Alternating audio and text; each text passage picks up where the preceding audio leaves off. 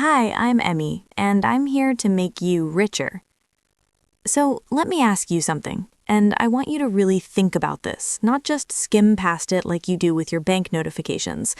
When was the last time you genuinely felt good about your finances? Like, not just, okay, I'm not in debt today, good, but actually deeply, confidently good. The kind of good where you don't feel a little sick when you check your account before a grocery run. The kind of good where a friend says, hey, let's go on a trip, and your first internal reaction isn't quiet panic followed by mental math. For most people, that feeling is either a distant memory or something they've never actually experienced.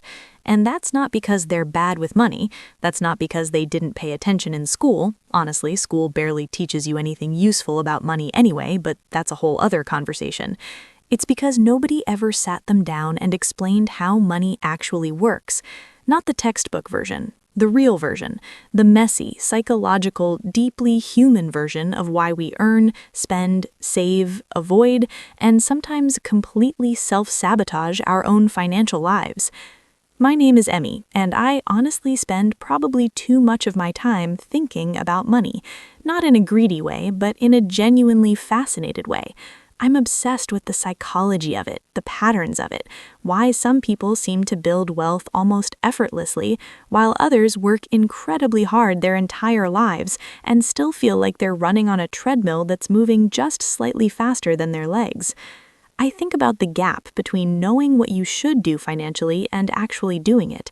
I think about why smart, capable, hardworking people end up broke and why sometimes the most unlikely people end up wealthy. That gap, that weird, frustrating, fascinating gap, is what I want to talk to you about today. Because here's what I've come to believe after spending so much time in this space. Getting richer isn't primarily a math problem. It's a behavior problem. It's a mindset problem. It's a habit and identity and emotional relationship problem. And once you understand that, really understand it, something shifts. The whole thing starts to look different. And I want that shift to happen for you today. So if you're here because you're tired of feeling behind, tired of feeling like everyone else got some financial instruction manual that you never received, stay with me. This is going to be worth your time. Let's start with something that almost nobody talks about, which is the story you carry about money before you ever earn your first dollar. You didn't come into this world with a financial philosophy, you absorbed one. From the way your parents talked about bills or refused to talk about them, from the anxiety you felt in the grocery store as a kid when your mom was calculating in her head whether the cart had too much in it, from the offhand comments, we can't afford that, money doesn't grow on trees, rich people are just lucky, or on the flip side, you have to spend money to make money, never let them see you struggle. These weren't financial lessons, they were emotional impressions, and they calcified into beliefs. And here's the uncomfortable part. Those beliefs are running your financial life right now, like background software you never installed on purpose and don't know how to find. Someone who grew up hearing that money is scarce and unpredictable will often unconsciously spend it the moment it arrives because holding on to it feels unsafe. Someone who watched their parents fight about money will often avoid looking at their finances altogether because money became associated with conflict and pain. Someone who was told that rich people are greedy or dishonest will often subconsciously sabotage their own success because their brain has decided that becoming wealthy means becoming someone bad. I'm not making this up. There's genuinely decades of research on what behavioral economists call money scripts, these inherited, largely unconscious beliefs that dictate our financial behavior. And the reason this matters isn't so you can blame your parents or spend years in therapy unpacking your childhood. The reason it matters is that you cannot change behavior you don't understand. You can set all the budgets you want, download all the finance apps, watch every how to save money video on the internet, and if your underlying money story is still running the show, you will keep getting the same results. So the first step, honestly, is just getting curious. Start noticing your reactions around money, not judging them, just noticing. Do you feel anxious when your account is full, like it's going to disappear? Do you feel a weird relief when you spend it, like you're getting rid of something dangerous? Do you avoid opening your banking apps for days at a time? These aren't random behaviors, they're clues, and once you start seeing them as clues instead of character flaws, you've already started to shift something. Now, once you've gotten to handle your money story, you run into the next thing that keeps people financially stuck, and that is the complete misunderstanding of what wealth actually is. Most people think wealth is income. They think the path to getting rich is earning more money. And look, earning more money is great, obviously. I'm not going to sit here and tell you income doesn't matter, but income and wealth are not the same, and confusing them is genuinely one of the most expensive mistakes you can make. Here's a simple way to think about it. Income is the water flowing into a bathtub. Wealth is how much water stays in the tub. And what most high-income people discover, sometimes painfully, is that they've been running the tap at full blast their whole career while leaving the drain wide open. Big salary, bigger lifestyle, bigger car, bigger apartment, bigger vacations, and somehow, at the end of every month, the tub is still empty. There's actually a term for this, lifestyle inflation, and it is sneaky. It doesn't usually happen in one dramatic moment, it happens gradually in completely reasonable-seeming decisions. You get a raise, so you upgrade your apartment because you deserve it, right? You've been working hard. You start making more, so you start eating out more often because cooking feels beneath what you've earned. You buy a nicer car because, well, you can finally afford it. Each individual choice is defensible, each one feels earned, but collectively they've just silently raised your floor, so now you need even more income just to stay in the same place, and the raise you were so excited about has been completely absorbed before you noticed. The wealthiest people I've ever read about, studied, or spoken to tend to have one thing in common. They're almost pathologically uninterested in upgrading their lifestyle just because they can. They find a cost of living that's comfortable and they stay there, even as their income grows. The difference between what they earn and what they spend, that gap, is where wealth lives.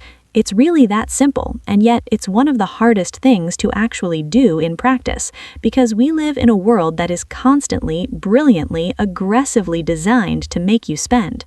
So the actionable version of this is boring but real. Before you think about investing, before you think about side hustles, just figure out your gap. What comes in, what goes out, and is there anything left? If there isn't, that's the problem to solve first, because you cannot invest money you don't have. Speaking of investing, let's talk about it, because there is so much noise around this topic, and so much of it is either confusing, irrelevant to regular people, or quietly trying to sell you something. Here's the thing about investing that took me way too long to truly internalize. The point of investing for most regular people is not to get rich quick. It's not to pick the next hot stock. It's not to time the market or find some secret edge. The point of investing is to stop trading only your time for money. Because time is finite. There are only so many hours in your life, and if every dollar you ever make requires a direct hour of your presence, you will hit a ceiling. There's a limit to how many hours you can sell. But money, when invested, works while you sleep. It works on weekends, it doesn't call in late or need motivation. This is what people mean when they talk about passive income, though I'd slightly push back on that term, because the truly passive part only happens after a lot of very active work up front. But the core concept is real, and it's powerful. Money can generate more money, and over time, with consistency, it can generate quite a lot of it. The mechanism behind this is compound growth, and if you've heard of it, you've probably heard it explained with charts and numbers that make your eyes glaze over. Let me try a different angle. Imagine you plant a tree. In the first few years, it barely looks like anything. You water it, you wait, you wonder if it's even working. Then gradually it starts to grow. And then one day, years later, it's enormous and dropping seeds that grow into their own trees. Compound growth is exactly like that. The early years feel unremarkable, the numbers seem too small to matter, but the math is building silently underneath, and the longer you leave it alone, the more dramatic the result. The single most important variable in compounding isn't how much you invest, it's how long you let it run. This is why starting early matters so much more than people realize. And I know that feels frustrating if you're reading this and you feel like you've already missed the early window, but here's what I want you to hear. The second best time to start is now. Not once you have more money, not once the market feels safer, not once you've figured everything out, because you will never fully figure everything out, and the longer you wait for perfect conditions, the more of that compounding window you're burning. You don't need a lot to start. You need consistency more than you need quantity. Let me talk about debt for a second, because it deserves its own moment. Not all debt is the same. This is one of those things that sounds obvious when you say it, but the implications are actually pretty significant. There is debt that slowly bleeds you, high-interest consumer debt, the kind that accumulates when you're spending beyond what you have and paying 20% interest on your Netflix subscription and that dinner you charged in October. This kind of debt is a wealth killer. Not because debt is inherently evil or shameful, but just mechanically. When money is constantly flowing out to service interest, it cannot be flowing toward building anything. And then there is debt that, when used correctly, can actually accelerate wealth. A mortgage on a property that appreciates, a loan to fund a business that generates returns greater than the interest cost, student loans that lead to a genuinely higher income, though that one is complicated and increasingly questionable depending on the field. The difference between these two categories isn't moral, it's mathematical. Does this debt cost you more than it makes you, or does it cost you less? If you have high-interest consumer debt, that is mathematically your highest priority, before investing, before saving aggressively, before anything else. Because paying off 20% interest debt is literally a guaranteed 20% return on that money. You will not find a safer 20% return anywhere else in the financial world. And look, I know paying off debt isn't exciting. There's no dramatic moment, no windscreen, no confetti. It just quietly removes a drag that's been slowing you down. But removing that drag changes everything underneath. Here's one that doesn't get talked about enough, and it's the difference between being financially reactive and being financially intentional. Most people are reactive with money. Things happen, a bill arrives, a sale appears, a friend suggests something, rent goes up, and they respond. They make financial decisions in the moment based on whatever's in front of them, with very little connection to any larger plan. And this isn't laziness, it's just the default. Nobody teaches you to be intentional with money. You kind of have to decide to do it. Being financially intentional means you have some idea of where you want to go, not a rigid, color-coded spreadsheet that makes you feel guilty when life happens, but a direction, a rough map, some sense of what you're building toward and why. And the why part matters more than most finance advice acknowledges. Saving money in the abstract is really hard. It requires sustained willpower and delayed gratification, and resisting a constant barrage of things designed to make you spend. But saving money for something specific and meaningful, that's a completely different psychological experience. When you know what you're building toward, the sacrifices stop feeling like deprivation and start feeling like choices. That's a subtle shift, but it's massive in practice. So ask yourself, what am I actually building toward? What does financial security look like for me specifically? Not some generic vision of a beach house and a yacht. Your actual life, your actual version of stability and freedom and peace of mind. Get specific about it. Write it down if you can, because a vague intention stays vague. A specific intention becomes a plan. I want to spend a moment on something that sounds almost too simple to bother saying, but I think it might be the single most underrated wealth-building tool that exists for regular people, and that is the automatic transfer. Here's the thing. Willpower is not a reliable financial strategy. I know we like to believe it is. We like to believe that if we just care enough, want it enough, are disciplined enough, we'll make good financial choices consistently. And sometimes we will. But willpower is a depleting resource. It runs low when you're tired, stressed, overwhelmed, or just bored on a Saturday afternoon looking at something you want online. It runs out at the worst moments. Automation removes willpower from the equation entirely. When you set up a system where a portion of every paycheck moves to savings or investments before you ever see it, you don't have to make a decision. You don't have to feel the pain of choosing to not spend. The money just moves, and what's left is what you have to live on. Your brain adjusts. You spend what's there, you don't spend what isn't, and quietly, steadily, something starts to build. This is sometimes called paying yourself first, and it's one of those concepts that sounds almost too simple to bother saying, but I think it might be the single most underrated wealth building tool that exists for regular people, and that is the automatic transfer. Here's the thing.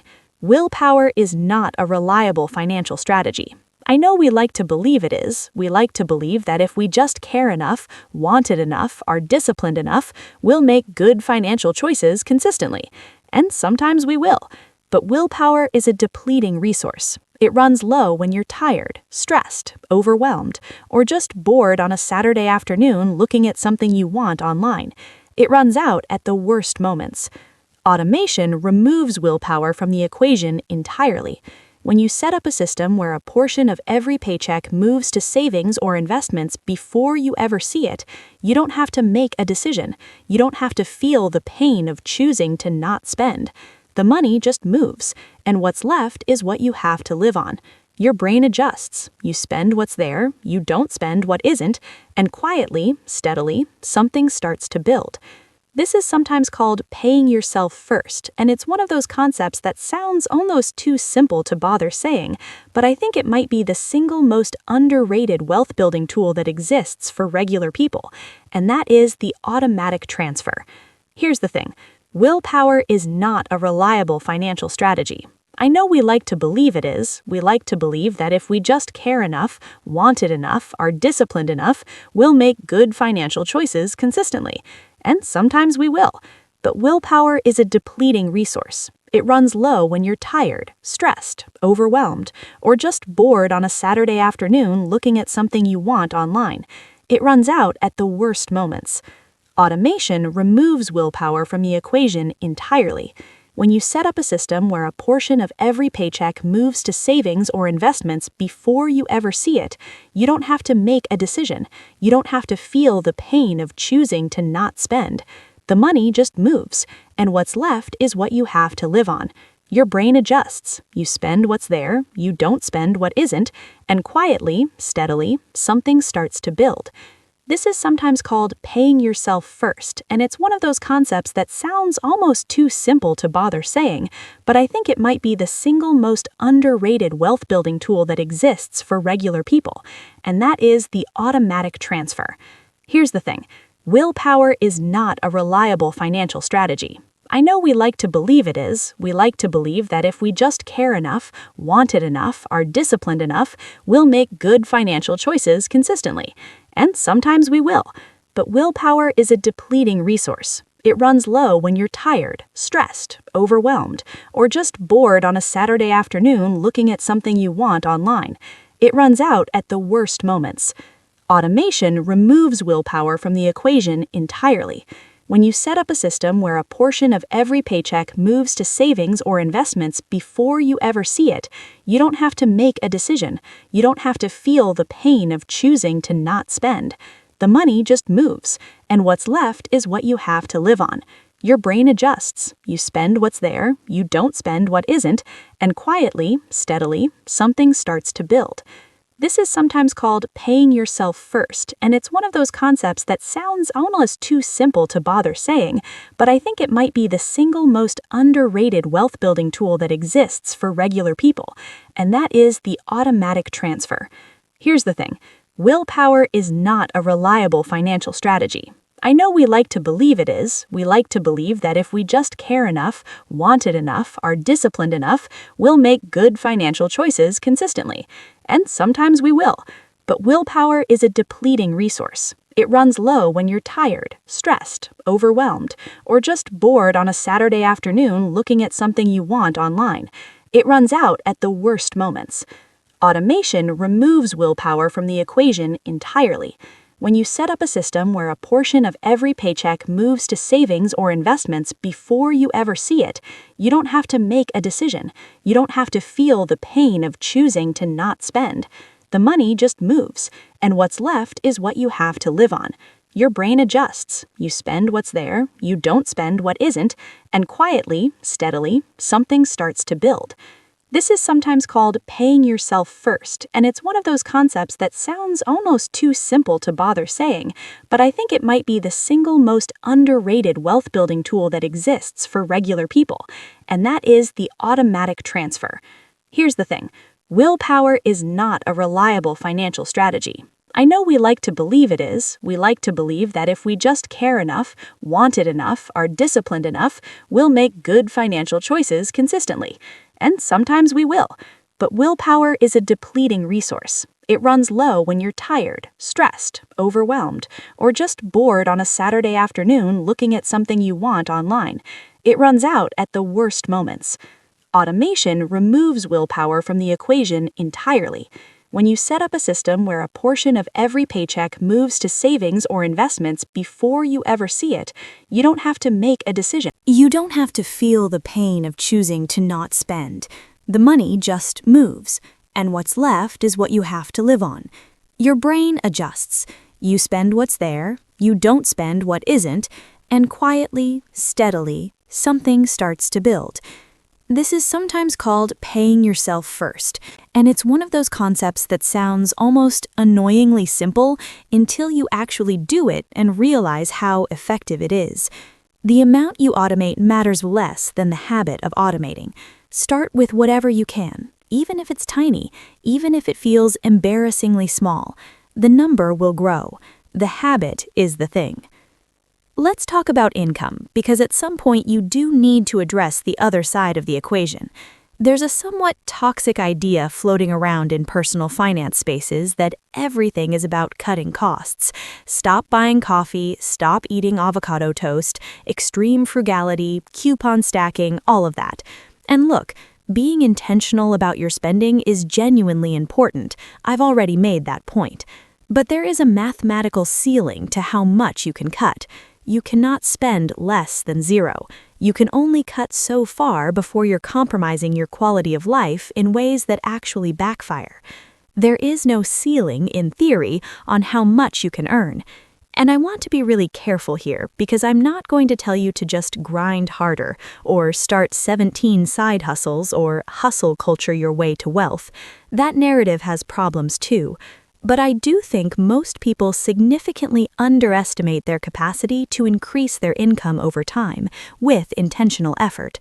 The most reliable way to increase your income in a traditional career is to get aggressively good at something valuable. That's it. Not to play politics, not to just put in more time, but to develop a skill or combination of skills that are genuinely hard to find and genuinely valuable to someone, somewhere. This takes time. It takes investment in yourself, sometimes financial, always in terms of time and attention, but the return on becoming excellent at something valuable is real and compounding in its own way.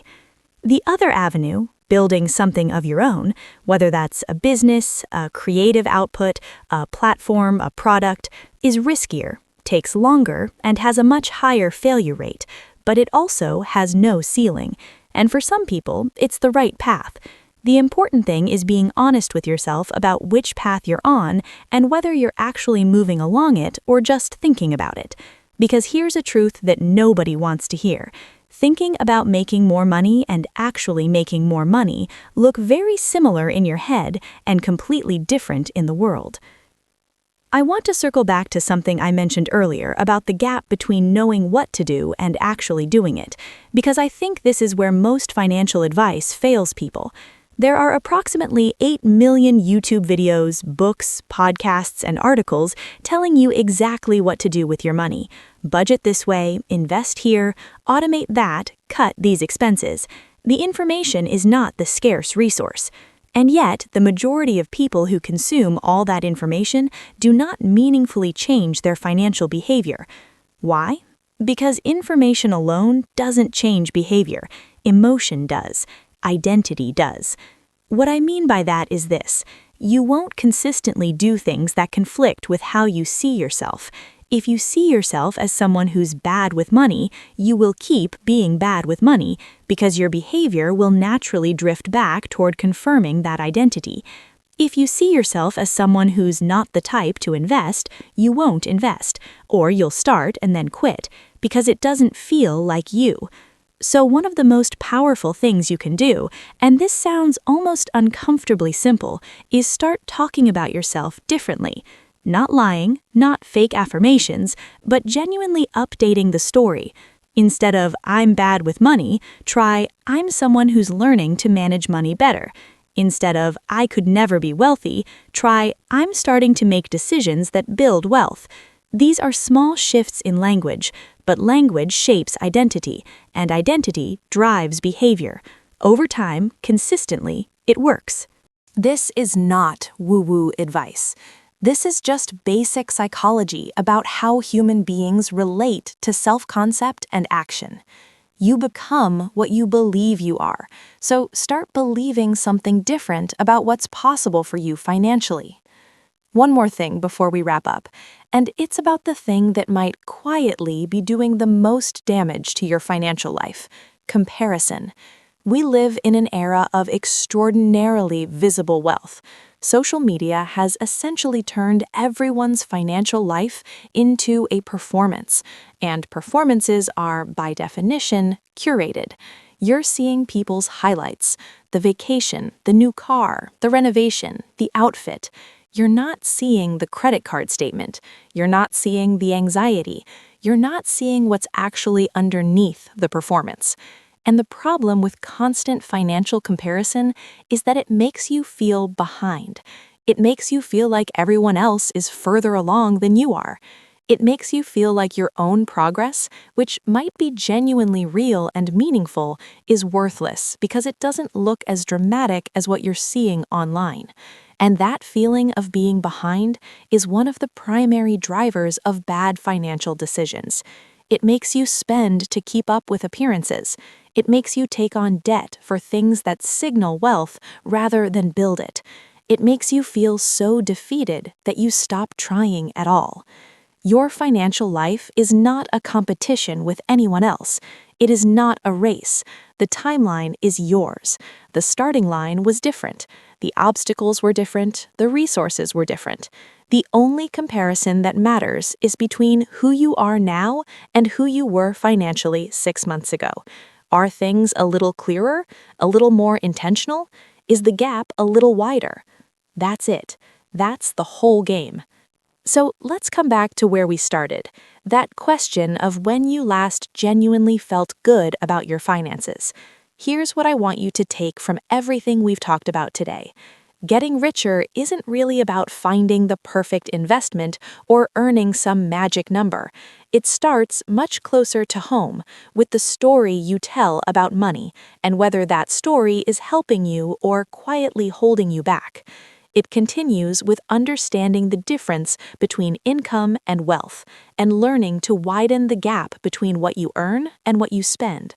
It grows when you start investing, not because you have it all figured out, but because time is the one asset you can't get back, and compound growth rewards patience above almost everything else. It stabilizes when you get honest about debt, automation, and what you're actually building toward and why. And underneath all of it, it requires a slow, ongoing shift in identity from someone money happens to someone who is actively, intentionally shaping their financial life. None of this is fast. I'm not going to pretend it is. None of it is without setbacks.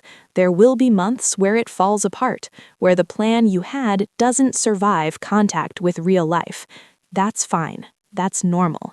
The goal isn't perfection. The goal is a general direction and enough self-awareness to course correct when you drift. You came to this video for a reason. Maybe it was curiosity, maybe it was frustration, maybe it was that quiet background hum of worry that never quite goes away. Whatever brought you here, I hope something in this conversation landed. I hope something shifted, even slightly. Because slightly is how it starts, and slightly, over time, with consistency and intention, becomes a life that looks and feels completely different from where you are today. I'm Emmy. I'm genuinely glad you were here, and I'll see you in the next one.